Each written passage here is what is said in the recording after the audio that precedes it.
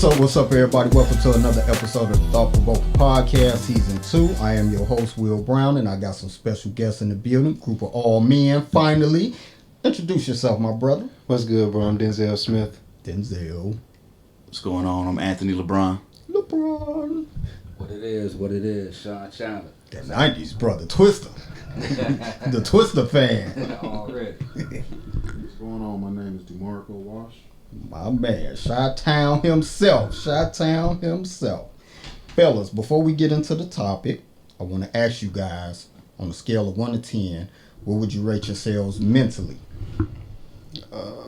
Like a 9.85 right now. Brother doing his thing. Yeah. Man, that's a lot of clarity, bro. If I got to be honest, I'm gonna say like around, like, was 7.5. I'm approaching it. Respect. My brother. And the mic too, my brother. Yeah. So, mentally. So the honest answer to that would be, I'm actually still finding that out. Okay. I got just learning just situations that I didn't know about. Okay. That I didn't realize. So that's why I say just finding it out. Right now, wonderful. 6 to an 8. 6 to 8. Fluctuate a little bit. Yeah. Okay, I can respect that. My brother DeMarco, what would you say you at? Scale of 1 to 10, mentally. Say I'm a 6.5. 6.5. 6.5, good 6.5. Okay. So let me ask you fellas something. When you're not at a high number mentally, have you all incorporated anything to bring that up as far as reaching out to any friends, family, anything that brings your spirit up? Have anybody figured out what to do? I think it depends on your social circles. Like if you have somebody in that corner, someone that you can confide in. Some people find that in family. Some people find that in friends. Yeah, absolutely. So to answer the question, I would say, I have a very small circle. It's important to check in on your peoples too, because whether y'all don't speak every day, you don't know that there might be a struggle. Yeah. Respect that. What about you, my brother? You say you at a 6. I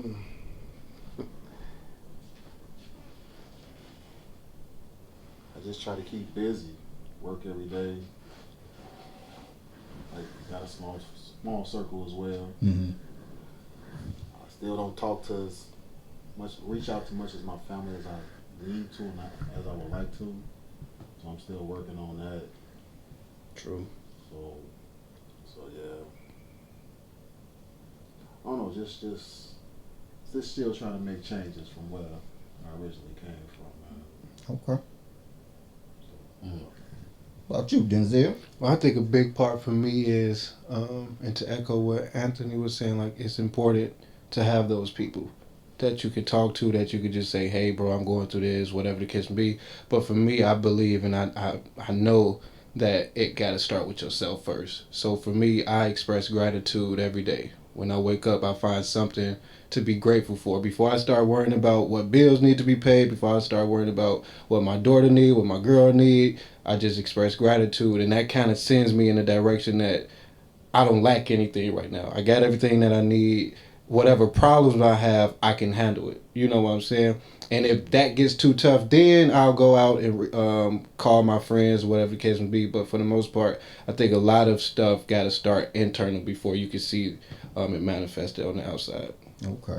I didn't throw mine out, so I was finna say 10, so I was just finna get out here and lie. But I'm at a strong 8. We'll take it. Yeah. Business is going good for me right now. Everything in my life is just flowing. There's no unnecessary drama, no added pressure of the world right now. Like, I'm just feeling good. So that brother not drinking that drink.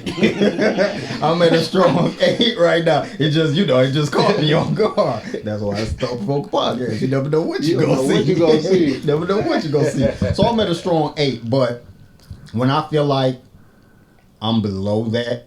I think what I try and do is just reevaluate my life.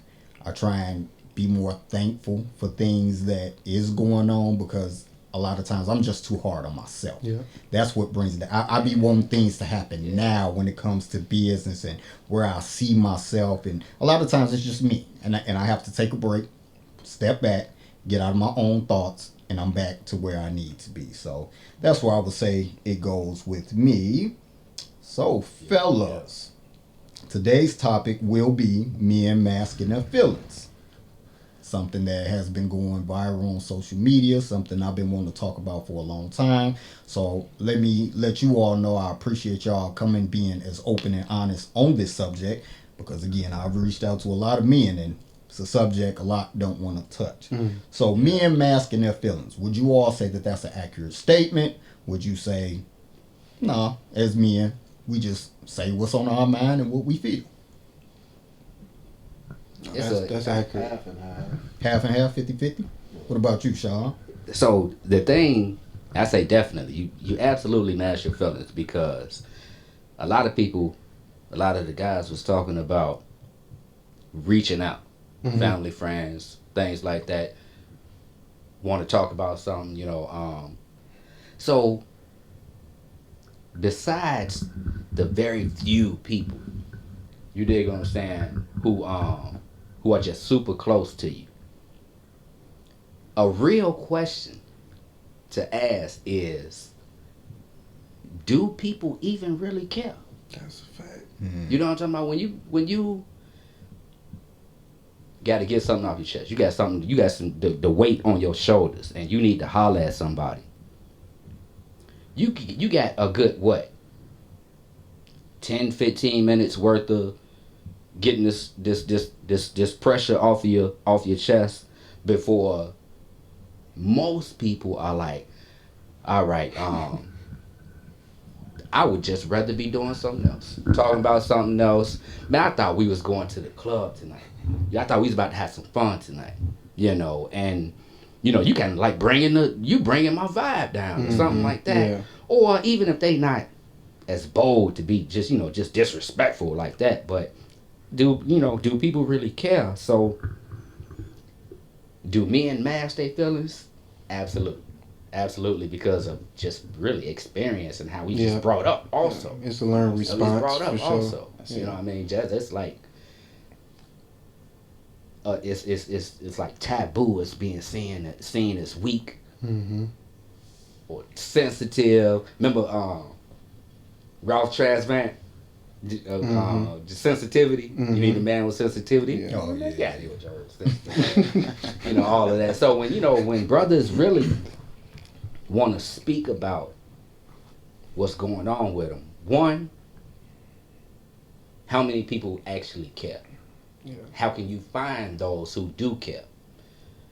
And man, what was it too? I was about to say how we was raised. Oh yeah. So the other one is, who understands it? Who can actually understand what a brother is going through in today's society? Who can relate to that in all actual facts of the matter? You know? Well, for me, and you made some great points, bro. I think for me, it always starts with you gonna get what you give. Most people who know me, most people who are in my circle, quote unquote, they know I'm an open book.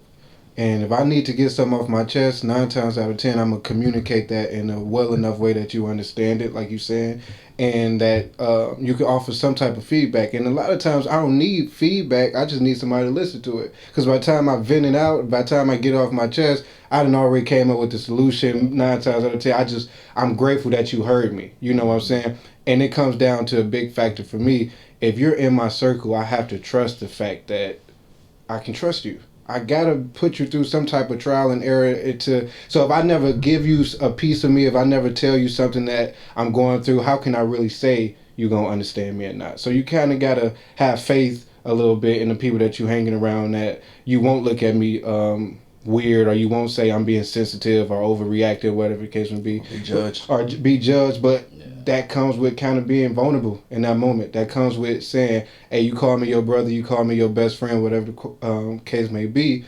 Let's prove that. I got something I need to get off my chest, and hopefully they can respond in a way that you need. Definitely vulnerable.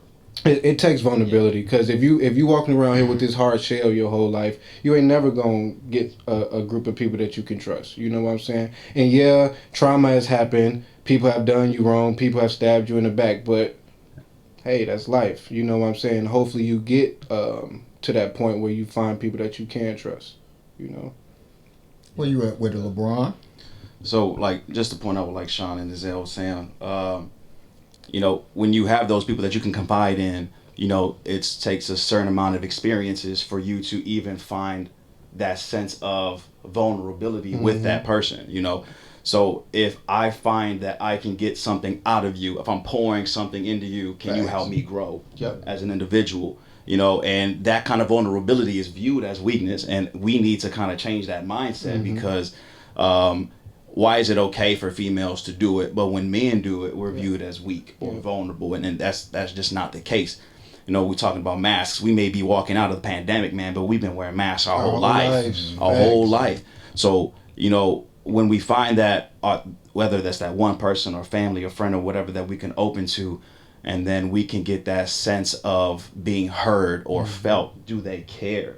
You know, I think that's when it comes to, you know, that energy being shared, reciprocated.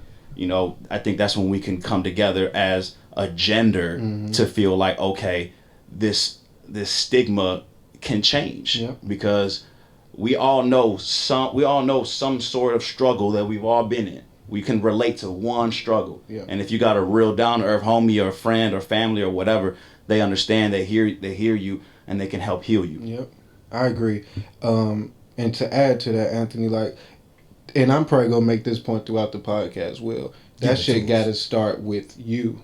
You can't be vulnerable. You can't be honest with your brother that you sit next to, and you can't look at yourself in the mirror. It's difficult to say I expect truth from somebody else, and I haven't really been honest with myself. So for me, I always kind of put myself, before I go talk to Malcolm, who's my best friend, before I talk to my girl, before I talk to anybody, I'm having that internal conversation to say, this is what I'm feeling, this is what my expectations are, boom, boom, boom, boom. So if I bring it to you, it's really just for another perspective. Not so you can handle it for me, not so you can do the work for me, but just so I can kind of make sure that I'm kind of on the right page, or if I need some other direction, you can kind of help guide me in that area. But I'm not just dumping on people either, you know what I'm saying? Because I think that happens a lot, and it does become like, man, here come so-and-so, he finna complain about bills. Here comes so-and-so, he finna complain about his girl. But if you literally having those moments within yourself before you take that to your friends, it's more of a conversation at that point, and not just, here comes so-and-so dumping again. You know what I'm saying? Yeah. DeMarco, you was a 50-50. Give us a little insight on the 50-50 for you. I mean, like he just said, like, you know how you, because I've been a victim of that. Like, oh man, here comes such and such with that. But here come that individual with that negativity, man. I ain't really trying to hear that. But when you in that situation, you be like, damn, like maybe that person just needed somebody to listen to him, man, and you kind of regret not wanting to hear what they trying to talk about let out to you. And I know as I got older, like I spilled myself out in emotions and feelings out a lot more than what I used to, because I didn't kept stuff in for years and just let it build up so much to where it literally broke me down to a point to where I probably was suggested to be here today. You know what I'm saying? So the fact that I'm just, man, every day just trying to grow, man, to be able to talk and speak with family more, friends, man, and still got a lot of growing to do as far as with that, man, and I'm a lot better, and I do like to express myself a lot more. It makes me feel better, you know what I'm saying, being able to talk about what I got going on, what I'm feeling, you know what I'm saying, because if you constantly keep that stuff inside, man, that stuff will eat you up. Thanks. So how did you get yourself to the point where it went from you masking your feelings, not wanting to talk about it, not wanting to be a burden to someone else? Because that's the norm. Like growing up, you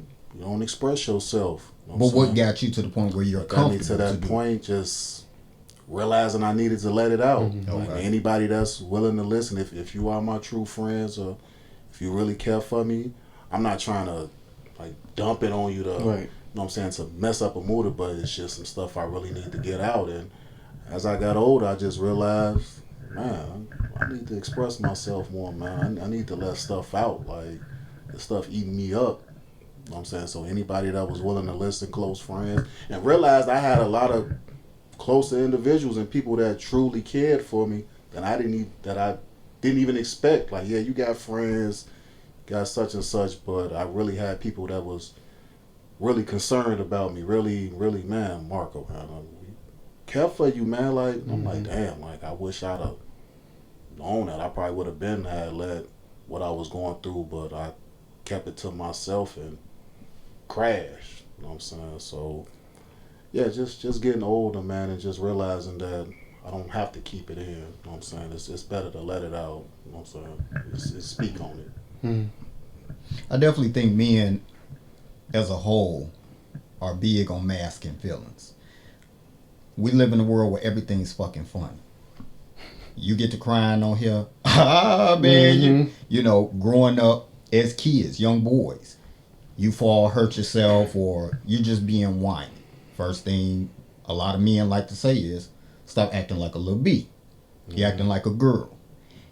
Automatically, you're hindering a young boy who will one day be a grown man from being in touch with his feelings. Because you're a man doesn't mean that you don't have feelings. Right. I mean, so now you think about the damage that does to a man when it comes to relationships. Right.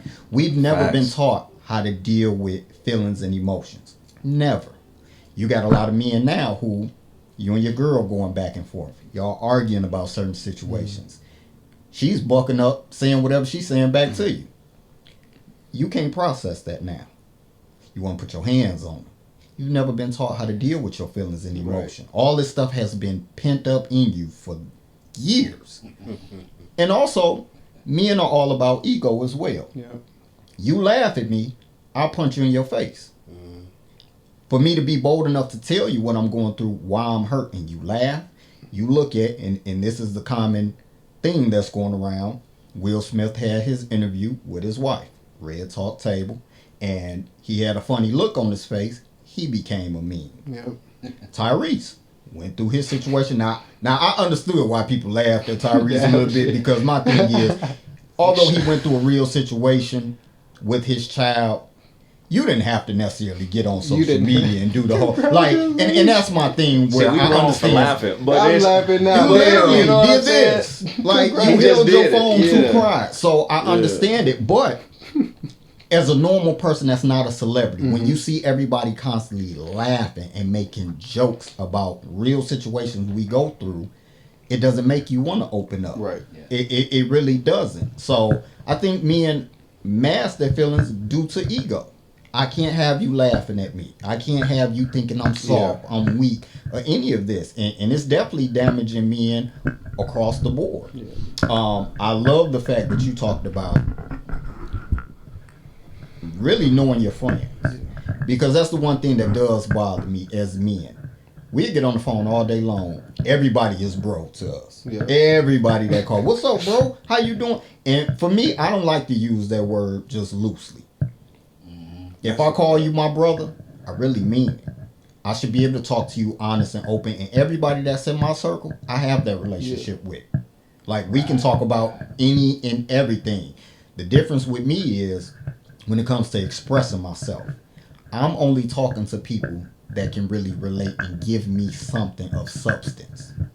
See, if all I know is every time I call Sean, all Sean want to talk about is the women, sports, my trauma that I'm dealing with right now ain't for you. Yeah. Right. So I just know how to navigate around you and say, I'm going to hit DeMarco this time.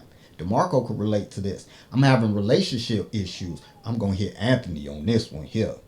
I'm dealing with family issues. Don't come to me, bro. Hey, but you know, that's going along with you having to know. You know, I don't have anybody in my circle that I can't have a real conversation with. Why they there? Why are they there? Yeah.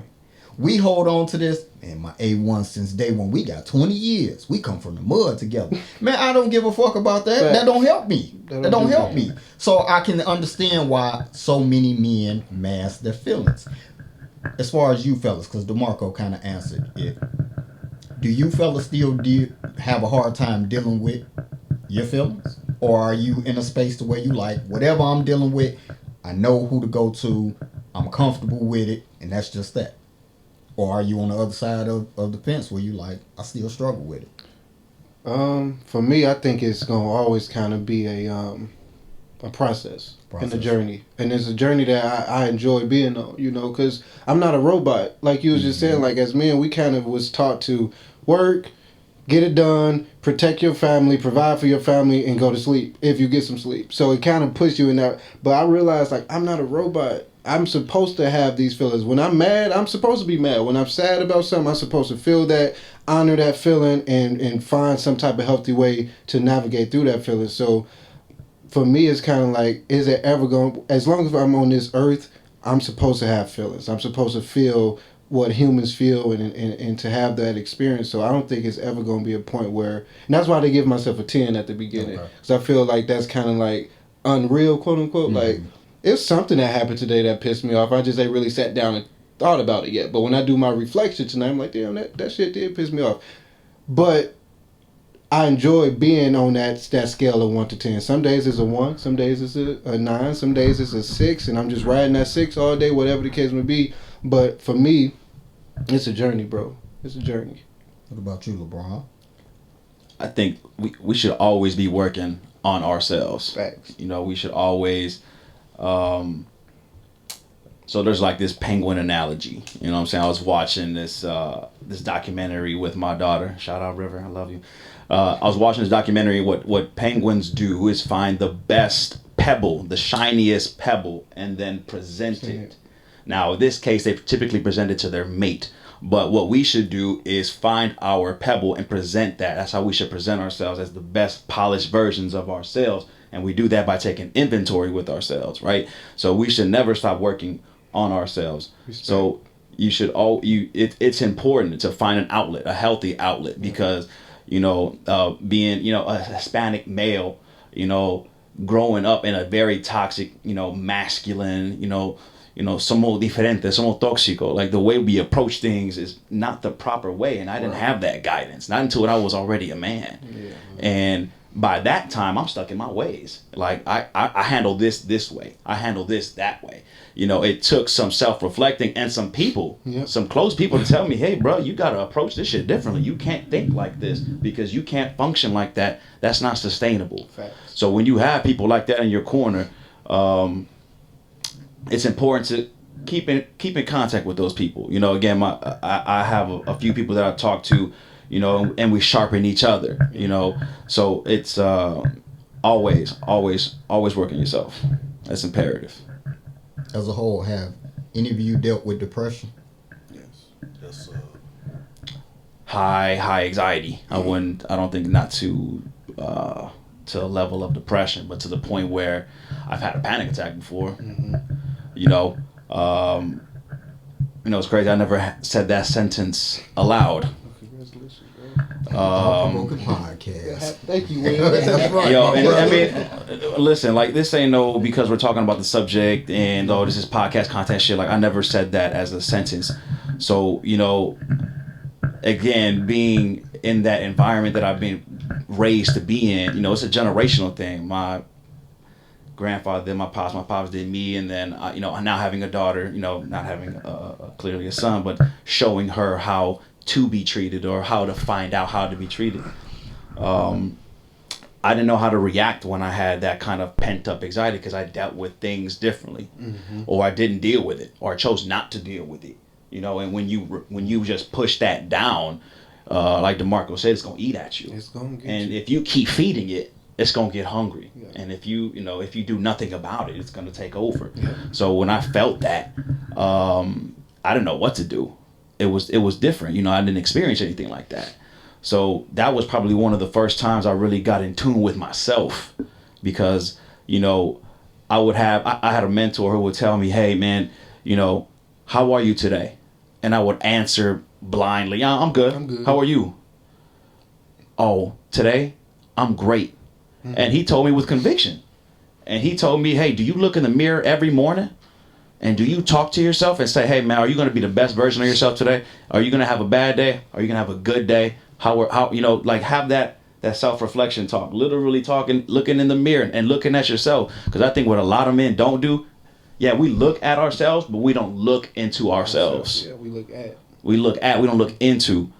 So, you know, taking that, you know, that self accountability and reflecting and all those different kind of, you know, those thoughts that I kind of pushed away helped mold me into the growing man that I am today. Because again, I'm never gonna stop working on myself. You always got to keep it pushing, keep it moving. Respect. When did you realize that you dealt with depression, DeMarco?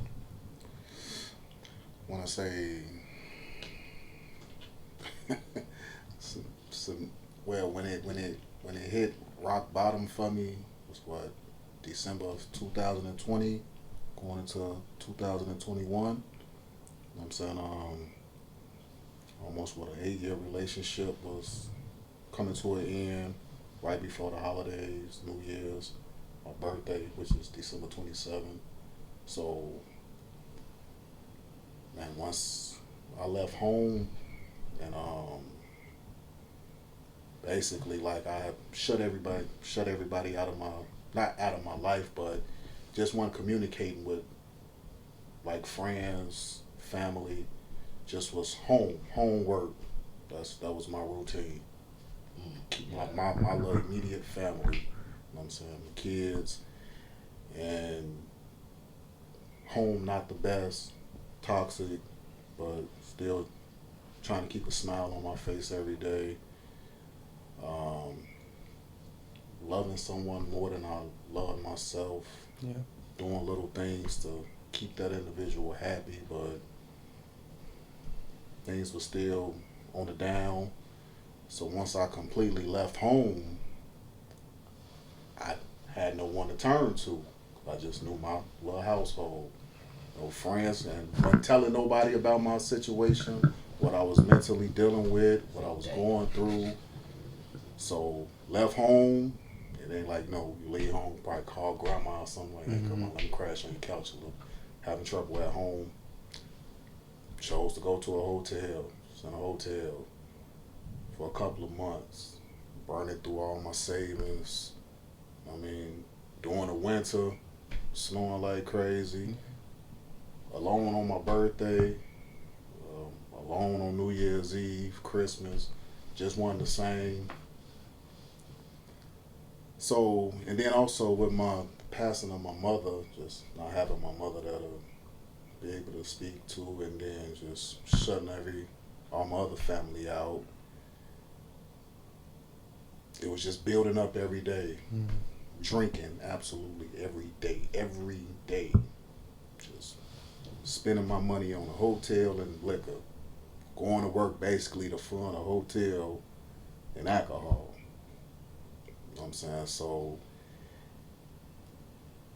and then not speaking with no one. So sitting in this hotel alone, just you and your thoughts. And just me and my thoughts. Snowing outside, cold. It's like, damn. Like, people calling me, I'm ignoring phone calls, social media, everything that's negative on there. And so it came to a day to where I'm saying I had some pills in my trunk. It was like some muscle relaxers, full bottle of muscle relaxers. So I went by my mom's burial site, and I was it was snowing like crazy outside. I'm just out there just pouring my guts out like, damn, like this is what I really came to after people would see me and thought like, oh man, we thought you had the best relationship. It looked all fun and beautiful on social media, but behind closed doors, it was pretty bad. And I mean, I'm not blaming no one else, just myself, you know what I'm saying, and actions that I've done. So at my mom's burial site, man, and I chose to try to make a real selfish act that I feel is very selfish of me, because I have little ones. I mean, and I have people out here that actually do care for me, but I didn't bother to even find out nor reach out to anyone. I just was dealing with all of this to self. So started taking these pills like they was candy with alcohol, man, and got to a point to where I literally blacked out. I'm saying it ended up, no, I actually left the cemetery because I felt it wasn't working fast enough. So I was on my way back to the store just to buy any form of medicine on the shelf just to finish the process. Like, I'm ready to get out of here, man. I really hate my life right now. But end up blacking out. Police found me, and it was so bad, they found me in somebody else's car. I don't even know how I ended up there. They say I was walking around the parking lot, checking doors, so I probably was looking for my car. Really ended up in somebody else's car that just so happened to leave their door unlocked to run into the store. And they asked me, like, I could barely, like, talk. I guess the medicine was kicking in. I barely was able to talk, and they were like, man, what you out here doing? I just told them, man, I took a bunch of pills. They were like, why you take a bunch of pills? And they talking to me, but I'm trying my best to respond. They're like, this your car? I'm like, yeah, that's my car. Like, just seeing that it's a black car, like, yeah, that's my car. They're like, you sure this your car? They knowing it's not my car, because I'm pretty sure the individual didn't already. So I'm looking at it and I'm like, no, I don't think that's my car. Like, they're like, why you take these pills? I basically tried to kill myself. Like, you know what I'm saying? So they handcuffed me, put me in the back of the car, and took me to the hospital. That's when all these people excluded me from everybody. That's when all these doctors and stuff got to coming in, making sure I was good. And I just honestly told them, like, yeah, tried to kill myself. So they admitted me to this facility, which I did 2 weeks. I'm in there with all these different individuals. And I was embarrassed, hurt. I was some of everything. I'm like, damn, like, this is what I really came to. Yeah. And I was hurt. And all the individuals I wasn't talking to just because of myself, just was reaching out, like my oldest daughter, mom, who I just chose not to talk to because I didn't want to talk to her. Like, I don't got nothing, just don't want to be bothered with you. She called and supported me every day, regardless of my negativity towards her and everything. And just started seeing the love pouring in, and as I'm sitting in this hole for 2 weeks, like, damn, like, that's crazy. And I really did have something to live for, my kids. All this outpouring love, and that I do have a purpose to be here. It's okay to express yourself, talk to people, you know what I'm saying, let that stuff out. So going through that drastic, and as I'm getting older, I don't have no reason to hold my feelings in because of what my past said, growing up, not being able to express yourself, you know what I'm saying? Everybody in the household keeping their own business to themselves. You know what I'm saying? Not you have to tell all your business, but if it's something you need to get out, and if that individual is willing to listen, if they're really sincere, let it out. I cry all the time. And there's nothing wrong with it. Man, looking at a movie, like, damn, tears just come, like, super sensitive and emotional. And didn't even realize that about myself. Like, dude, why you always emotional? Like, talking to myself, like, I'm like, that's okay though. Like, I enjoy letting all them years of holding it in, just letting it out bit by bit. Those conversations with yourself are key. Man, and it feels great letting that stuff out, man, and realizing I do have a purpose here on this earth, man. My children, I mean, family, friends, etc. And every day and this happened last February, so it's been a year. Wow. Respect, bro. You know what I'm saying? So, been traveling. Every chance I got to go out of town, I'm running out of here. keeping myself busy and occupied. Stuff I wasn't doing because I was more focused. Like I felt I had to do it with my significant other instead of having that me time. It was like I was always concerned about the next individual than self. You know what I'm saying? So putting myself first now it feels a lot better, man. Being able to worry about myself than the next individual. And I can relate to you when it comes to the depression. So years ago, this might have been 20, I would say 16. There was a period of time of probably 8 months that I had to go without having communication with my youngest son.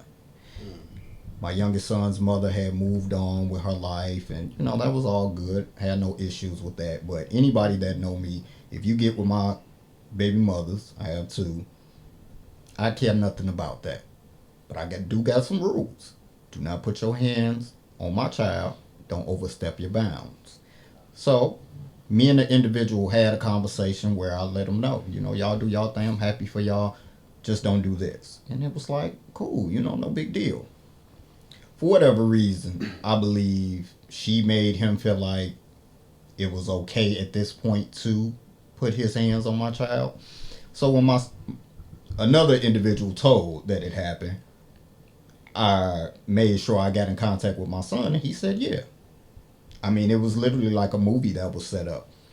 When I went to FaceTime my son, he was set up in a chair alongside his grandmother. Light was perfect. Like, it was like a movie scene. I was like, you know, did this individual whoop you? My son kept looking to his grandmother before he would answer. And his grandmother kept saying, answer your dad. Your dad's asking you a question. He kept saying, no. So I told my son, don't lie. Did this individual whoop you? He would look at his grandma. And she would, you know, encourage him. Tell your dad. So now I'm already knowing. Like this situation is set up perfectly. You was just in the care of your mother and her boyfriend. Now you with your grandmother. Because they know I'm finna tear it the fuck up. Nah, I didn't say what I said. So finally my son says yes. Okay.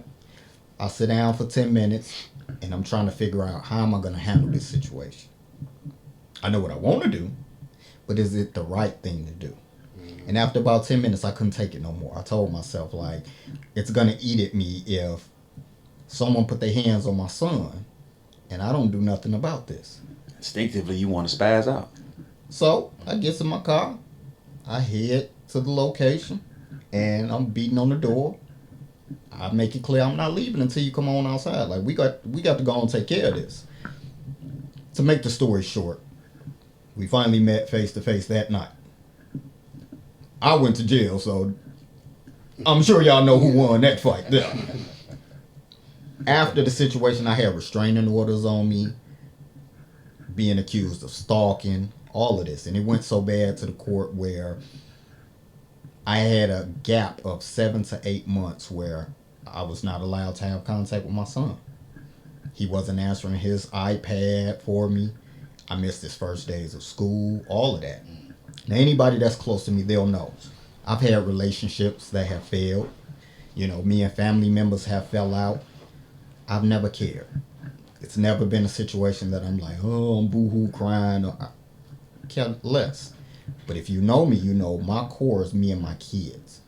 So to get to me, you separate that, well, now you got me. And I've never been to a point where I felt like drinking or any of that kind of stuff, but I didn't want to be bothered with anybody. I didn't care what you were going through. I didn't really want to go to work. Wasn't concerned about, you know, what am I going to eat for today. The bad part about it is I have another son, an older son who's 14. A lot of what was going on in his life, I cared nothing about it. It was just like, yeah, I know you my son too, but I don't have access to this. And every day, I mean, it was like I didn't feel no real purpose in life because I was separated from my child. Didn't have the energy to want to even fight in court. Didn't want nobody around. Like, literally, didn't want to be bothered. And I never had thoughts of killing myself, but I would tell myself the individual that I got into this altercation with, wherever I catch him, he's gonna be the one to die behind this. And that's all I focused on. One particular day I was driving in my car and I decided to call one of my guys, which was Malcolm. We had a conversation and I just told him, at the time I didn't go into what I wanted to do, but I just told him, I said, man, listen, I'm calling you and really don't know why, but all I can express to you is just that I know that I'm going to hurt somebody. It may not even be the person that I want to get.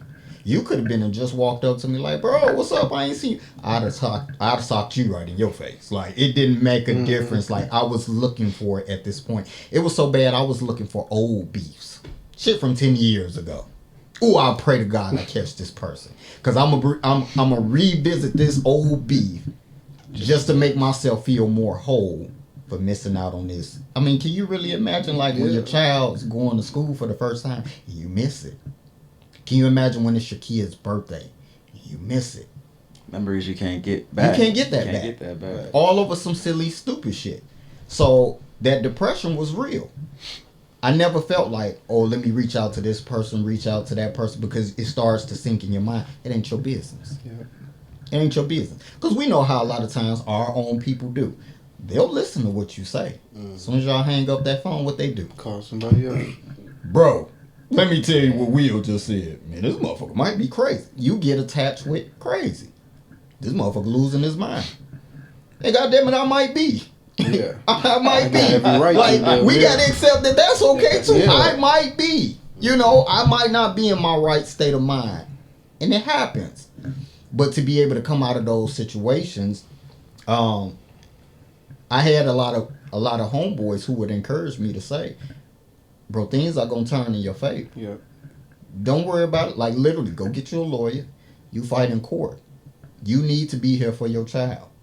You know, can you imagine this over here being the only influence that your child has? The more and more I would listen to it, the more and more my spirit started to be lifted. Yeah. And I did those very things. And I got my opportunity to get back in contact with my son and steady build on that relationship. The beautiful thing about the situation, why it instantly kind of left me, after those 7 to 8 months of not seeing my son, when I finally got my opportunity to pick him up from school, my son ran up to me and gave me the biggest hug, as if nothing had ever happened, as if we never missed out on any of that time. So all of that conversation that friends had given me, and then the reaction to my son, I knew I had done right. So the depression is a real thing that a lot of times we go through, but because I don't want you to laugh. I don't want to become a meme. Any of that type of stuff, we hold it in. And I can see how it gets to that point where you feel like, I want to end it. Anybody else want to share anything? Yeah. So, my man was talking about basically hitting rock bottom, you know what I mean? And the question I want to ask you, with everybody, is while you're going through all of this, do you even actually have any type of knowledge about what depression is? How can you even recognize that you're going through some shit that needs to be addressed? You dig what I'm saying? You like I can relate to what you talking about 10 times, you know what I mean? Because everything may seem, it's not normal. Well, it's fucked up, but it's normal. It's being normalized. Yeah, you know, it's just, okay, so I'm drinking. I'm just drinking a little bit, you know. I got to drink if I want to drink, you know. But you don't realize that, okay, so you drinking like even more often than normal. And then now you shutting out people, not interacting with people as much as you used to or would like to. For what? Like, they haven't even done anything to you. Yeah. No need to even really shut them out. But you shutting them out. You know what I mean? You go to work, you come to the crib, you ain't doing shit. It's been so many times within the last couple years. You know what I'm talking about? Like, okay, so I lost my pops. And then the fucked up thing about it, lost my pops on October 16th. 2020. And then, now that was my pops, that's your pops. A bit understandable. It's your pops, you know, your parents gonna eventually pass. But then I lost my brother, who was 48 years old, on October 16th, 2021. You know what I'm talking about? That was like just not supposed to happen. So when I found myself, for one, and Will he can attest to this, I work. Overtime, that's what I do. I work. So first I found myself not even really working all this overtime. Actually taking some days, you know, enjoying my days off. Okay, cool. You know, you put in a lot of work. You're entitled to it. Work-life balance. You're entitled to. Sure. Yeah, but then I noticed that on my off days, I wasn't doing nothing but sitting in the bed. Now I wasn't, and this is why I say a knowledge of depression, because I wasn't feeling horrible. I just didn't feel like doing shit. You know what I mean? I'm just watching TV, eat. I'm just chilling out. In my mind, you deserve a break, brother. Chill on out. You know. But now you ain't working no overtime, which is cool. But you still ain't doing anything on your off days. You dig what I'm saying? So, except a little drink. You know. So now I'm thinking like, dude, you kind of drinking a lot. And on top of not doing anything, when it comes to a working knowledge of depression, that's when I started to realize that perhaps I'm more affected by these tragedies that happen in my life than I really realized. Right. You know what I mean? Yeah. I didn't even know. I didn't see. I was unable to step back and look at it from a different angle, or look at it, you know, from outside the situation. But like, you are actually affected by this super tough, like, and that's why I was like, I'm still learning my mental state. I'm still learning that, because I'm learning the indicators of what is life dealing with depression.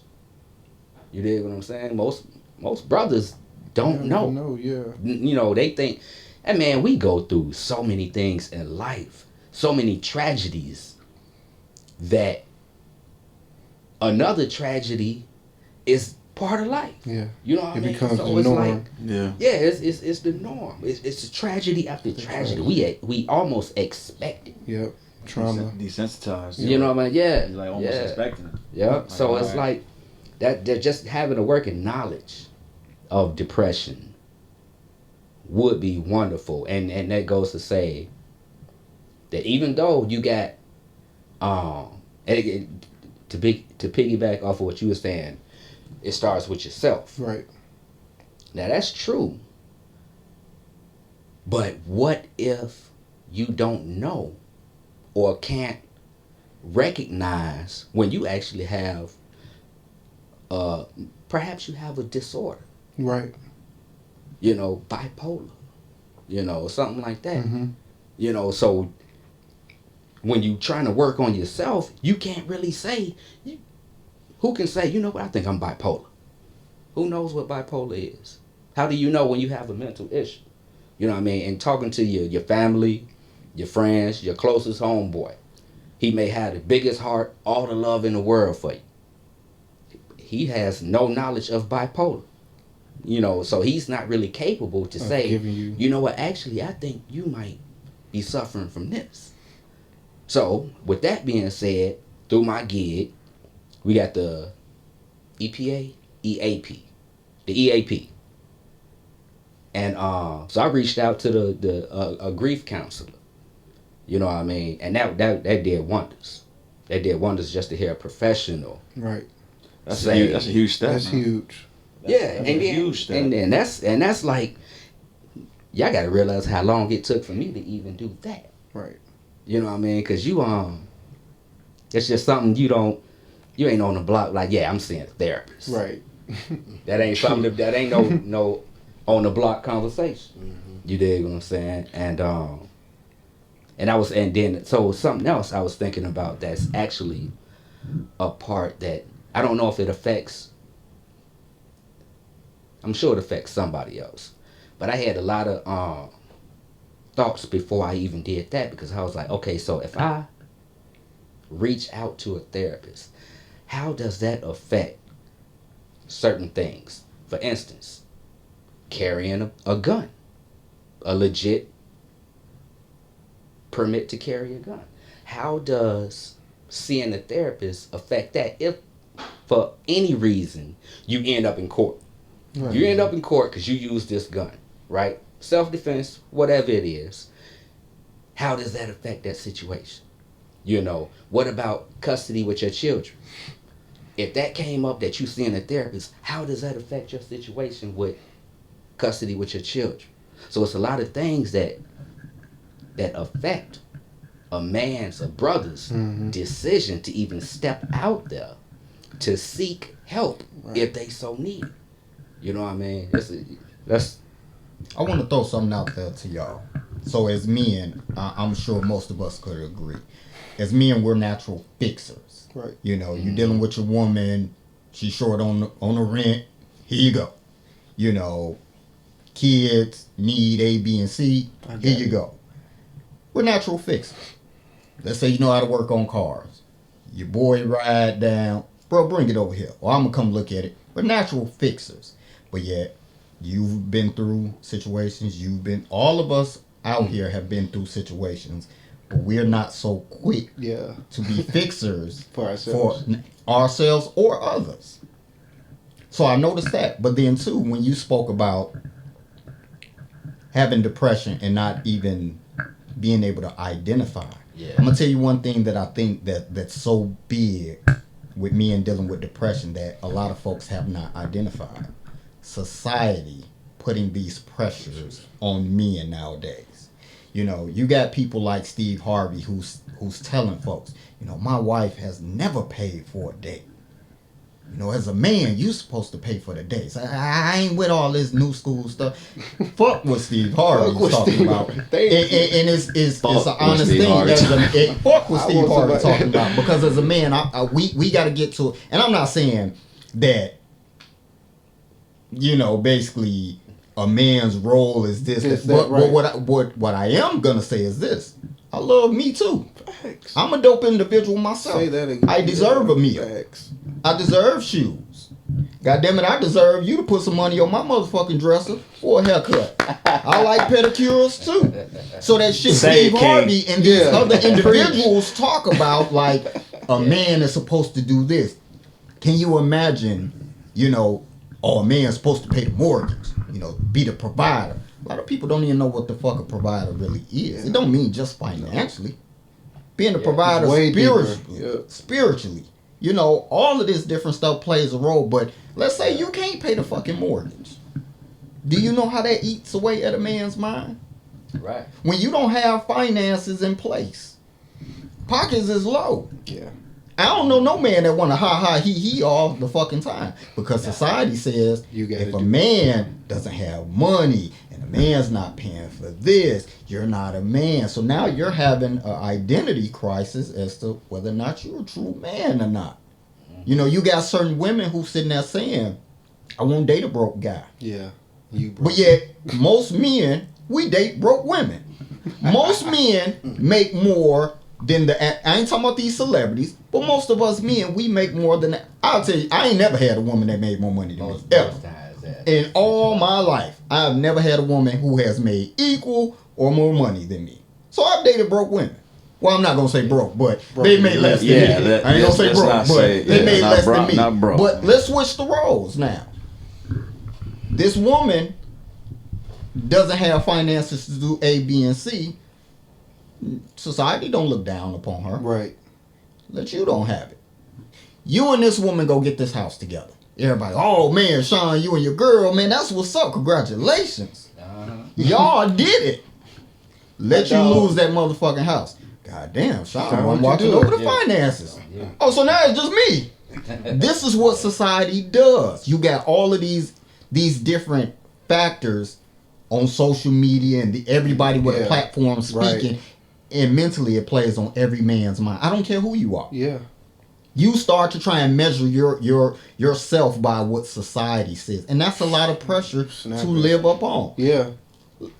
I don't know about y'all. Yeah. I don't know about y'all, but if I couldn't pay my mortgage, I don't know nobody that I could call and be like, look here, I'm a little short on the mortgage, but girl, check this out. If you pay the remaining balance, I'm going to hit you with some of this dangling. I don't know too many people that I could call. It might be one or two, but let a woman be short. She knows she can cock that thing open and we going to be in there. It's a big difference. So the pressure that's put on men is totally different when it comes to what society is putting out. So I can see how you say a lot of us can't even identify. Let me ask y'all this, switching it up just a little bit. With us knowing that men have to mask their feelings, with us knowing that men deal with depression, are any of you breaking that cycle? To where when the next person needs to lean on you, you're there. You've been in that space before to where you understand, so you're saying, I know what to do for this person. I'm going to hear him out. You know, so are you able to identify at times that this person don't necessarily need my advice, they just need me to listen? Are y'all breaking that cycle? Yes. Yeah. Learning to. Yeah. I always text people, I'll be like, you good? I text that to whoever I'm talking to. You good? And the young lady just asked me, like, why you always asking me that? That's important. You good? Like, I want to know. See if you good. Like, man. Life hard. Try to see if you got something nice to say. Was your day good? Is it something that's bothering you? So I ask everybody that. You good? You good? So I just try to put a little positive out there, man. It's crucial. And well, you was just preaching too, bro. I was talking that shit. I was talking that shit. But I was just sitting there listening to all y'all. It's like a lot of times you don't know you depressed until you hit rock bottom, because sometimes the signs you don't identify, especially when you get in this mindset of dealing with the pressures of society. Like, if I can go to my job, if I got lights on in my house, I got some food in the refrigerator, I'm good, quote unquote. I'm able to do all this material stuff. My girl happy, whatever the case may be. But when I go to bed at night, I'm fucked up. I got to deal with them demons, and I just mask it with liquor. I mask it with alcohol, drugs, sex, whatever the case may be. And it's not until you hit that rock bottom, and then when you wake up and you're like, damn, I was fucked up this whole time. Or like what Anthony was saying, he never even knew that he had an anxiety attack until he just said it tonight, because we get in that habit of just going and going and going.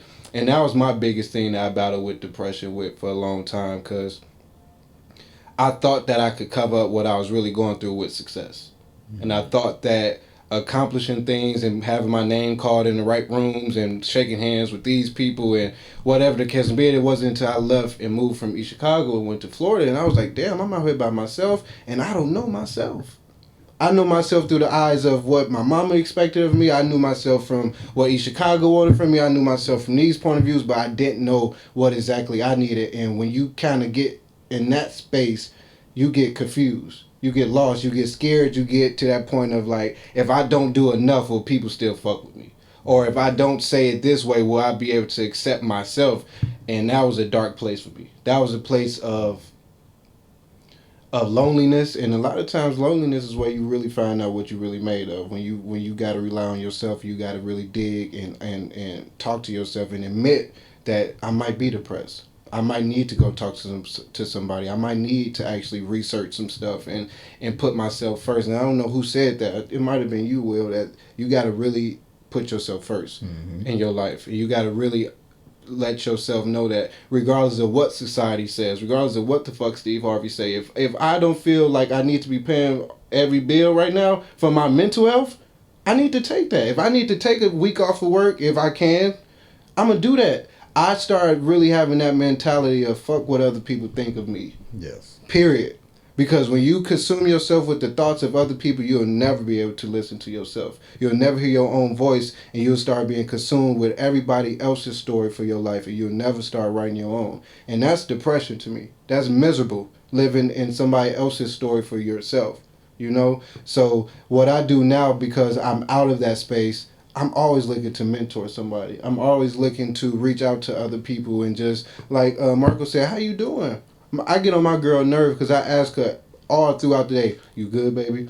Is everything okay? And not just financially, not just materialistically, but are you going through something? Because a lot of times when you share in that romantic space with people, you get selfish. You feel like they supposed to be doing so much for you, and you forget, I need to check on her. I need to make sure she's good because we sharing this equal space together. So I'm definitely breaking that generational curse, because like Anthony said, I learned that from my daddy, who learned that from his daddy, who learned that from his uncle, whatever the case would be. And you just feel like you can go through life repeating those same things, and all you're going to do is get the same results. So I'm definitely looking to breaking those curses within my family, for sure. The good thing is, you say I need to take a week off. You know, I recognize I need to take a week off. I'm going through some things, you know what I'm saying? If you can. If you can. What if you can't? That's the pressure that the brothers got on them. Yeah. That's something I went through. What if you can't? What's the sacrifice though? What are you willing to do for your own mental health? What are you willing to really do? And I'm not in nobody's house. I can't say you could take a week off but at some point, if you actively see yourself going through something, when are you gonna say, I'm bleeding, I need a Band-Aid, I'm bleeding, I need to go to the hospital, whatever the case may be? Because if not, your body gonna make you sit down at some point. Yeah. You know what I'm saying? Well, we'll push it to the limit. We'll push it to the limit simply Yeah. because these pressures have told us, you're a man, you got to provide, Right. But when Man are up. you gonna say, I need this week off? Fuck, if because one thing about them bills still gonna be there, you're gonna be depressed. Your girl's still gonna be needing this, that, and third. The kids still gonna need that, but my thing is, if you're not gonna ever say my mental health is more important than all of that, you're gonna always be in that situation. Always. But you know what? Even though you may not even have the time taken off, I'm glad you brought that up. So, without getting into the specifics, unless you want to, years ago, you went through a situation that it got real. Okay. And when you went through your situation, I reached out to you and I created a safe space to where you didn't feel judged. I'm assuming, you were comfortable expressing the scenario to me. And we just vibed. Yeah. It wasn't no just constantly talking about what happened. We always joking about the movie Life and quoting the lines. And, it was just a good time outside of what you were really dealing with. You don't have to have that full week of vacation. I called you. I checked up on you. I told you come through. Just come chill. We can start doing more of that. I don't understand why we can't just simply have our own group chats and say Friday evening at such and such house, we just gonna get together and vibe. We don't do that. Normally, like you said, is on the block. You ain't gonna catch me on the block, so you got to catch me at the crib. I'm gonna come through where you at. But we can do these things. This is how it starts. It's a podcast going on. Everybody's expressing their thoughts and ideas, their perspectives on this. So it should be nothing that, let's say, DeMarco and you vibe together. Ain't nobody stopping y'all from swapping numbers, checking on each other. Ain't nobody stopping y'all from, setting these outings where you may go bowling. And you may just touch on situations and say, man, how you doing? Everything good? And this person may break down and tell you everything. But just know you talking and we're creating a safe space. Yeah. Know you're talking in the presence of people who really care about you. Yeah. Knowing that you in the presence of somebody telling you like, hey, you got kids that you need to be here for. Brother, that ain't the mindset that we gonna have. This is what we gonna do to fix that. Whatever it may take, I'm here for you. Sometimes we need to hear that. Yeah. We need to hear that. And it's okay to be vulnerable with other brothers. There's nothing wrong with that. Because at the end of the day, we've already seen what it looks like to keep holding it in. We've seen how much trouble we've been in holding it in. We haven't seen much of, let me let it out to some people that's going to look out for me, who going to keep it real with me, who got my best interests at heart. A lot of times we hold on to the, man, I don't fuck with people outside of my circle. For real. Which is some of the dumbest shit ever, because most of the people in our circle don't know shit, ain't never been through shit, got an ignorant ass mindset. At one point, the people in your circle was outside your circle. Facts. Exactly. You had to let them in at some point. Yeah, when y'all get together, it's like you were saying. The bullshit. Or even if, okay, brother vent, okay, but maybe he venting about his girl, finances, something like that. But do we ever really? No, we don't. We never vent about the unspoken, The deep shit. the unspoken stuff that we don't talk about. You know what I mean? Like, we don't get together and say, Make sure you get in the mic, my brother. Yeah. This might get deep. You can't miss this. This might get deep. Oh yeah. We don't get together and say, hey man, for instance, we never get together and say, or then heard any of our partners say, man, I've been having thoughts about hurting myself. Yeah. That's a talk that we don't do. You dig what I'm saying? That's like unheard of. It's like it's just something that you don't express to. That's what brothers don't feel comfortable saying that. Somebody got to break that though. You know what I'm saying? Somebody has to step up, and whether it's your friend group, whether it's your biological brothers, whatever the case may be, somebody got to open that door, because a lot of times men are waiting on the approval or the acceptance of somebody else. I'll tell you this: 2019, I text I'm an alpha. I text my line brothers and said, yo, I'm really thinking about killing myself. It was so random. I was going through a lot at that time, so I was kind of stabbing at the dark and whatever it can be. And unbeknownst to me, that opened up the door for my other line brothers to say, hey, I've been dealing with that same shit, bro. We gotta talk more. But again, if you don't have that conversation, if somebody's not willing to be vulnerable in that, like, all we gonna ever talk about is sports, music, and women. That's typically when men get in the room together, or money, making money and having these plans. Everybody got plans, but you ain't gonna accomplish nothing. You dealing with that deep rooted shit. But until somebody really open that door and say, hey, bro, I'm dealing with what you dealing with are similar, we can, and even if we don't have the advice that we need, we can at least listen to each other. So I don't want us to sit on this podcast and give the excuse or say it's not happening.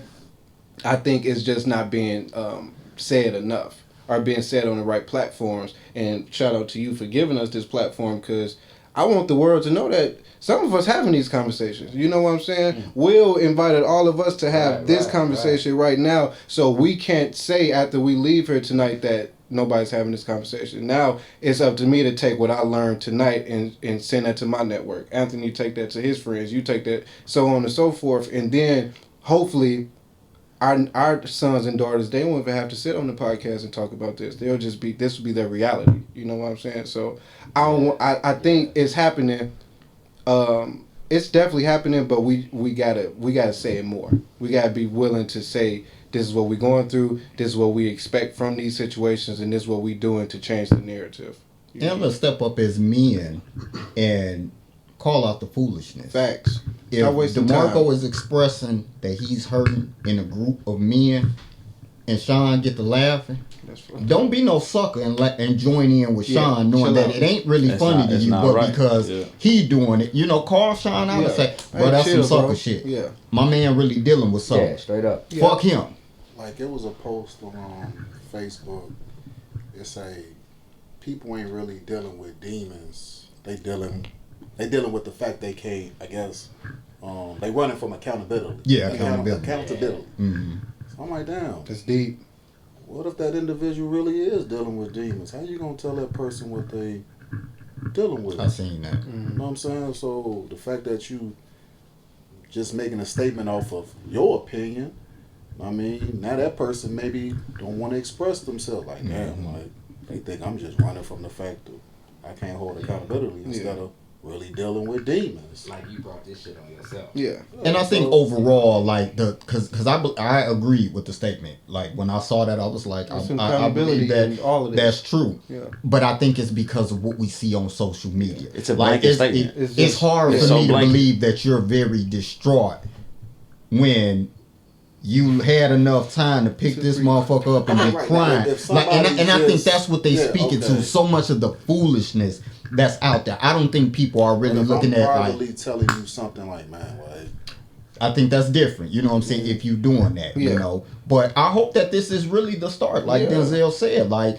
literally, I met you through Sylvester, and I didn't know you like that. I didn't know nothing about you. And after the wedding, I didn't expect to ever see you again, to be honest. But when you were referred, I'm glad that you came. I'm glad that you opened up. Hearing your story makes me sit there and Facts, me say, too, like, bro. bro, Yeah, appreciate it. anytime you want to hit me up and have a discussion about anything, I'm more than willing to hear you out, give you some advice, give you some pointers, tell you more of my situation that may be something that you could relate to and say, you know, I'm not telling you what to do, Most definitely but this what is you- how I handled it. If it's any of these brothers, Yeah. you know, and that's the start. And even more so than that, and I'm not saying it because I want, you know, the views or anything like that, but you got people in your family that I don't know. Right. Everybody on this panel has given some jewels and a part of their life. Everybody in your family should be able to see it. Everybody on your friends list should be able to see it. All your co-workers, all your homeboys, everybody that we all don't know, myself included. Yeah. There's a lot of people on my circle, they don't know a DeMarco. They don't know, you know, well, you from the same city, so I guess I can't point to you, Shout out but, to you know, DC. Sean, Shout out to the harbor. once somebody sees this, it should open that door to people saying, damn, DeMarco shared that. Damn, Will went through that. Damn, Sean. Damn, okay. I'm more comfortable to do this now. Or, let's put this out there. People that we consider close friends and family that overlooked our situations, Yeah. it may make them have accountability now. To say, oh shit, I wasn't the best brother, or cousin, or friend. Facts. Man, let me check on my boy now. Because we do a lot of times get so caught up in our own life. Most of us all got kids and jobs, old ladies, whatever you know you got going on. A lot of times you know, DeMarco my guy, but I ain't talking to him every day. But just to know, like, hey, at least once a week, we all should check in with each other just to see. It helps. You never know. It go a long Shit, way. just reading a text message of somebody saying, bro, I just was checking on you, thought about you, you know, hope all is well. Damn, you know, now you start to feel like, you know, Somebody oh out shit, there. you know, Somebody looking out. Somebody give Yeah. a fuck about Yeah. me. Change the whole dynamic. And it don't gotta be nothing. I think social media has caused us to glamorize this process, like, and feel like it has to be like a 10. I see a lot of stuff, 10 steps to become the best you, all of that type of stuff, which is cool. Don't get me wrong. I'm sure it's a place for that. But you got to understand that the journey to becoming the best version of you, the best Pebble, like you said, that shit takes. It takes effort. It takes real work. It takes you waking up in the morning and saying, I deserve to be the best version of me. What is it going to take to get to that place? What is it going to take for me to actively love myself to a point that I can allow other people to give me that love and receive that love? Because it's some people that no matter what's going on in their life, they mad about something. They angry about something. But that's because they not dealing with what's really going on within themselves. And I think that we owe it to ourselves to put ourselves first. And one thing that I learned that mental health is connected to your physical health. Mental health is connected to your spiritual health. You can't say, and this just me might be going on a rant because I'm vegan or whatever the case may be, but it's difficult for me to say that I care about my mental health and I'm putting bad in my body, or it's difficult for me to say that I care about my mental health and I'm listening to trash ass music every day. It's difficult for me to say I care about my mental health. Oh, there it goes. There it goes. Yeah. But all of this, and what I'm really trying to get to say is that, yeah, society plays a part of your mental health, but what are you doing for your own mental health? What are you doing to change the narrative within your own house? Before you can change the world, you got to change yourself. And I think that oftentimes we do point the finger in a lot of places, and some of those fingers are rightfully so. You could talk about a lot of this stuff that's going on in the world, and that will have an effect on you and an impact on how you view life. However, it's still your responsibility. You do have to hold yourself accountable for your own mental health and say, today I'm in charge of my own life. I'm not giving a fuck what comes, what goes. I'm going to make today a great day. I think that's crucial. That's crucial. There's posts and there's books, but there's no one script. There's no one formula. Everyone has a different path. Everyone walks a different journey. You know what I'm saying? I put my shoes on like you, but what streets, what pavements, what roads have you walked in your shoes? Exactly. I can't identify with those. I can't fathom. You know what I'm saying? I gotta wake up and worry about me, but it's important, like we were saying, like, and even Marco reaching out, to your peoples, because like the question you asked earlier, you know what I'm saying, like, can you feel comfortable with yourself to have someone confide into you? Yeah. You know what I'm saying? And I think it takes open people to open people. Facts. Right? So like we have to unlearn some of the shit that we have gone through so that we can be a pillar for some people, because some people crumble. Yeah. And whether my weight may not be the same weight you have. It might be something as simple as like, man, my job just cut my hours. Well, tell me about it, bro, because I can't count your paper. You know what I'm saying? Like, how is this going to really affect you? Is you going to be all right? Yeah. You know what I'm saying? Gas going up, man. This is some bullshit, bro. I don't even get paid enough for woo. Yeah. Gas going, I might take the bus. Whatever. Everyone has a different kind of struggle. Yeah. And like I was saying, it takes open people to open people. You have to listen. Yeah. Because like you said earlier, you know what I'm saying? Listening to somebody just goes a long way in itself. You know, some people just want to be heard. Yeah. You know, a lot of people like to talk. Yeah, you could listen, but did you hear me? Yeah. Like I'm kind of crying to you. Are you listening to me? Yeah. I'm not literally crying, but I'm down telling there, you yeah. in a way that I need guidance. Can I confide in you? Can you listen to me? And that just goes a long way. Again, unlearning the stuff that we went through. You know, I'm pretty sure all of us had seen something and was just like, there was a better way to handle that. Yeah. There's a better way to handle that. There's a better way to understand that. And then, and that energy reciprocation, that you just saw, you're like, you know what, I would have done this. And that small little gem that you just shared with a homie or a family member could just, it could change. Yeah. It could change a lot of different things. It could change a mindset. Yeah. And, that's powerful in itself. Yeah, that's something I most definitely got better at, just reacting the wrong way and thinking about it like, damn, I could have handled that. So now when, like with my kids' mom, when they get to going on they rant text, a lot of stuff I ignore. Okay, you right. Like, he ain't got the energy to argue no more. Or none of that. Like, yes, sir. You got it, baby. Like, you good? It's funny you said that, because you good could be viewed so many different ways. Yeah. Like, you good? You straight? Like, oh, you know what I'm saying? But no. I just want it to be known for the record that it take open people to open people. I'ma steal the fuck out of that and act like that was some shit that so those are gonna be the thoughts and views of Thought Provoking Podcast, not Anthony LeBron, just so y'all know. That's it. But I definitely think that was dope, bro. I love everything that you said. Yeah. Is there anything anybody else want to throw out before we wrap this thing up? Anybody got anything? I always like to flip the script. Flip it. I check myself all the time on all situations. That's an accountability factor. To make sure I ain't dealing off my own emotional shit, this and that. I flip the script and look at it from a logical perspective. So,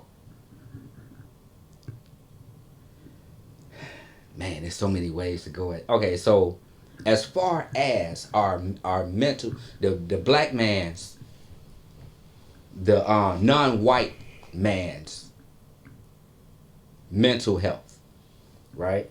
And we saying we need a platform or just a critique of the culture, you know what I mean, and how we deal with our mental health.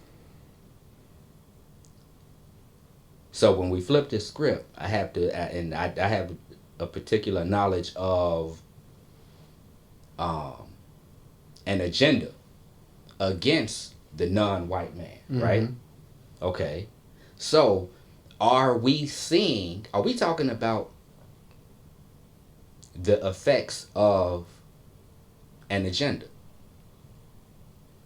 Just to break it down, I say, for instance, everybody's smoking weed nowadays, right? Everybody blowing good. I've done some research. I've read some books that says that this weed is tampered with, and it is turning our men feminine as hell. We sitting here talking about our feelings. Our shit is good.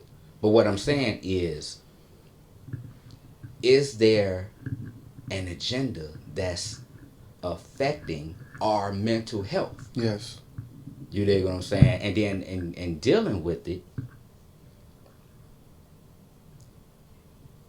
how do we incorporate all of the factors that affect our mental health? There's so many factors like PTSD. Mm-hmm. You dig what I'm That's saying? real. We everybody here from the block, you know, or the culture of of non-white males growing up.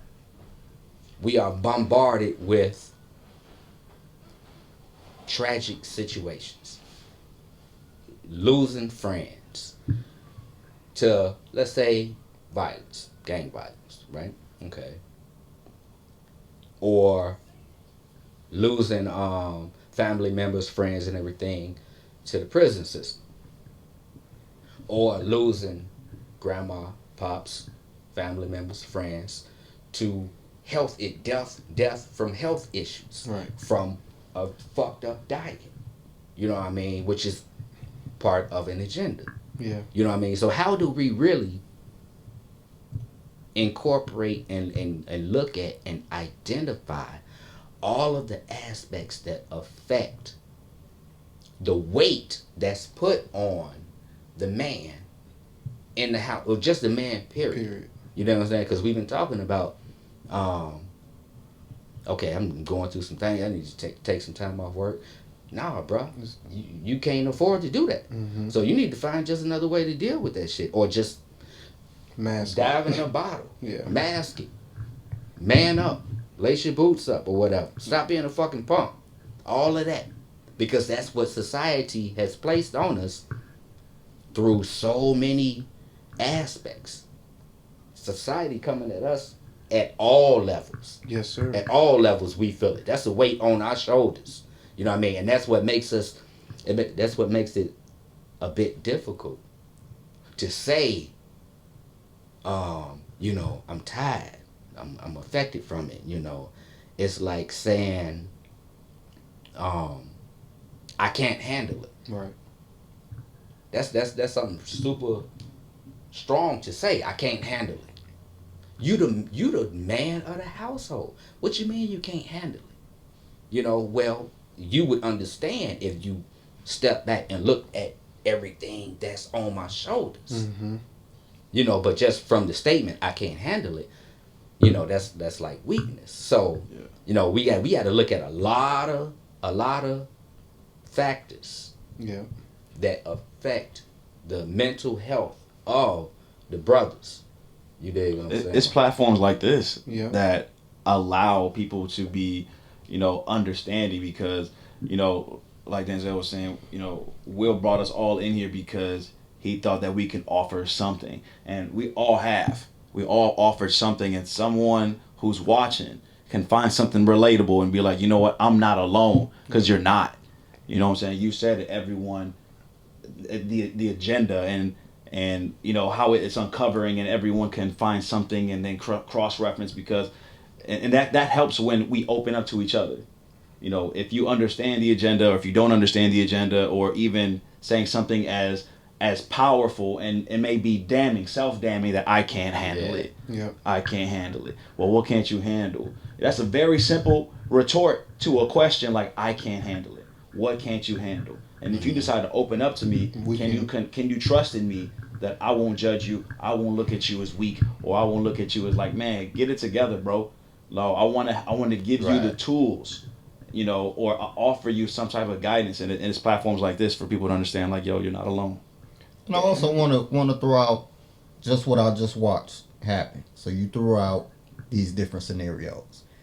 He's not black, and as he's talking, you're engaged in what he's saying, and you know it's interesting to you. a lot of times we got to get out of the mindset of just strictly holding on to, they doing this to the black man, they doing this to the black, every time you look around, because when are we going to sit there and say like, oh, well, what you going through, you not black? Or what's your perspective on why we deal with what we deal with? Yep. What's your mindset towards what you see us going? Like, they may offer some insight. I love for a white person to tell me, well, you know what, the reason why society does black people the way they do them is because y'all do A, B, and C. See, that's a whole nother conversation that you got to ask yourself, are you really ready for?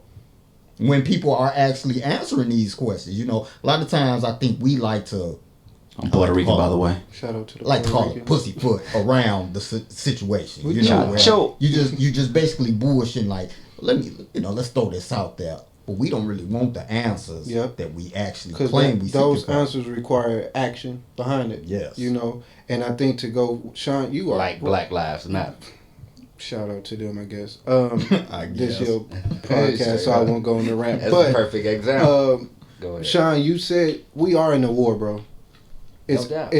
You said it, so I'm just agreeing with what you said. It's a war.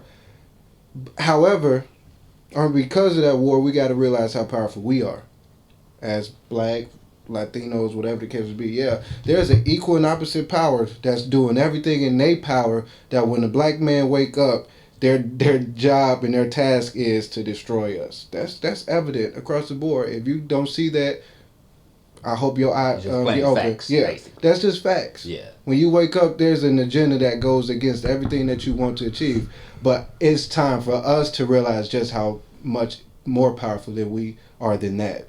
You know what I'm saying? Oh, yeah. And what are we doing consciously every day to not defeat them, but to empower ourselves? Uplift each other. Uplift each other. That's where the power comes in. It's not going to come in like Will saying, yeah, you can talk about what the white man doing all day long, but that's not giving you any power. You actually giving your power away.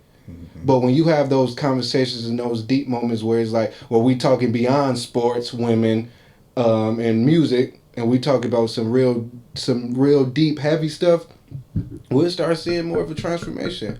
But if you only talking about your enemy, you never really empowering yourself, ever. Because we know what the enemy gonna do. We know they show us their hand all the time in on TV, on the radio, at Social media. Social media. They tell you exactly how we gonna kill you and when we gonna do it.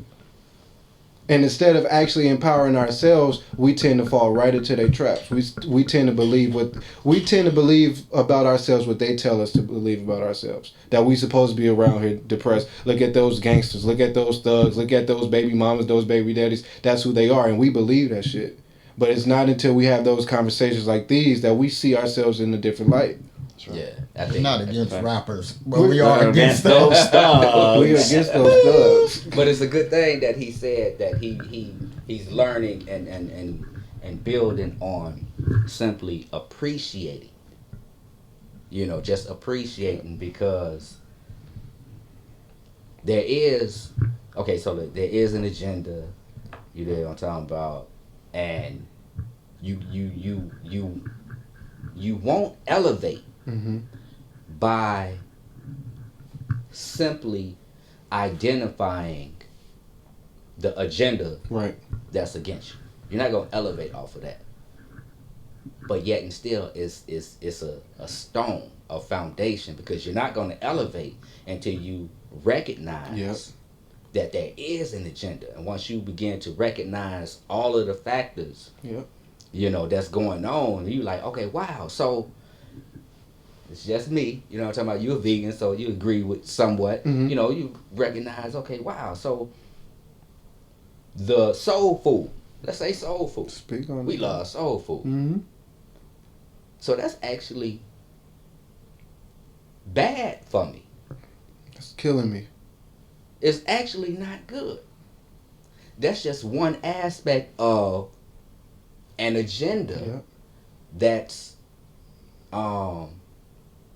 deteriorating your power, our power. Speak. You know what I mean? Or shit, liquor, alcohol, Shout out to cigarettes, you know, all of that. You know, all of those things. The educational system, the justice system. And if you never sit know. down and talk about it, bro, like we talking about this now, most people ain't even aware that all that stuff is going on. They wake up, they know they going to McDonald's, they know they going to a fucked up school system or a job that don't care about them. They know they going to probably get off, get a bottle, get some weed, they going back home. And they didn't even realize back from the time that they woke up to the time they went back to their home that it was an agenda against them. And they don't have any idea that agenda is connected to why they're depressed. Exactly. So they don't even get to the depression point because they're not even aware that is a whole system against you. Because this whole system, your whole culture actually got you living and existing against your nature. Come on. You know what I mean? Or I ain't gonna. Well, yeah, nature. Yes, that's true. But to be more politically correct, you know, I would say it's going against what's best for you and your people, your physical and your mental health, prosperity, you know, elevation, spiritual, all of that. You dig what I'm saying? Because we asked this question. I don't know what's wrong with me. You ain't sat down and figured it out. You ain't sat down. You ain't sat down. You ain't sat down and gave yourself enough time to really figure it out. Because if you paying attention like you're supposed to be paying attention, you will see. Damn. You not even. Damn, I was messed up at 9 years old. I didn't see my mama get slapped by my daddy. Never even thought that it was after a while you see it so much. That's not my story. Shout out to my mom and daddy. But after a while you see something so much in the house, or you see so much on the TV, or you hear so much in the music, and that just becomes, again, it becomes a norm. So you don't think of it as a problem. But then when you get up old enough to have your own relationship, now you putting your hands on your female. Yeah. And you like, that's just the norm. And you never admit that you saw that in a child, in a household, and that carried on to how you have your relationships now. So I think a big first step for a lot of people is coming to that sense of awareness that, first of all, yes, there is a problem. Yes, there is something that needs to be fixed within my life. Yes, there is an agenda that's going against my very nature of how to be happy, how to function on this earth. And then after that, then that's when the accountability come in, because it makes no difference if you know something is wrong and you don't do nothing about it. It won't. That's kind of just at that point is no point. But you come to that sense of awareness, and then you hold yourself accountable, and then you can become authentic within yourself. But it's a process, a daily process. For sure. Daily. Yeah. Daily process. It don't stop. You don't get no days off of working on yourself. I think Eminem is a big part. You want to throw something out, DeMarco, before we wrap this thing up? No, I just want to thank you, man, for having me. Man. I really appreciate you. No doubt. No doubt. Saying, reaching out to me personally. And shout out Lynette for recommending. Lynette Hardy. I appreciate all you fellas coming on the platform, talking honest and open. For whatever reason, it's hard to get men on the platform to speak about anything. Everybody's trying to protect their image, and they got to make sure it's the right thing. It's like, fuck all of that. We all got feelings, thoughts about everything. So I appreciate you guys getting on the platform, opening up, making it what it is. My new goal is to let everybody know, although this may be my profile, this is our platform. So what you said earlier, like, where do we have the platform? It's here, Thought Provoking Podcast. You guys got things that y'all want to discuss. Very like that. Feel free to come back, throw some suggestions. Also, I'm hoping that this right here kicked that door down to where everybody knows. I met you a while back, but if you feel the need that, hey, I want to reach out to Will because it's something I want to discuss, feel free to do so. Not just because you came on the podcast or you trying to get back on. You may be going through real life situations. Feel free to reach out. I don't have any issue with that. I hope that I will have an open door policy with you as well. All of y'all, if I'm going through something, or, everybody. Hopefully this is the time that we kick that door down to say, if it starts with just us here. And then other people see that, oh shit, they got some dope going on. I'm going to join into that. Let that be that. I definitely want to shout out Simple Scrubs Cleaning. So if you need any residential or commercial cleaning, definitely take care of that right there. If anybody wants to donate to the Thought Provoking Podcast, you like the episode, you want to see it get better, you want to donate, you can hit the Cash App, Thought Provoking 88. Anything else y'all want to throw out before we wrap that thing up? No, I just want to say, appreciate you bringing us in here, allowing us to, vent and express, what we held inside, to be vulnerable and not weak, So I appreciate you. My man. For sure. Appreciate you, bro. My man. For real. Yeah, no doubt. We already. Yes, sir.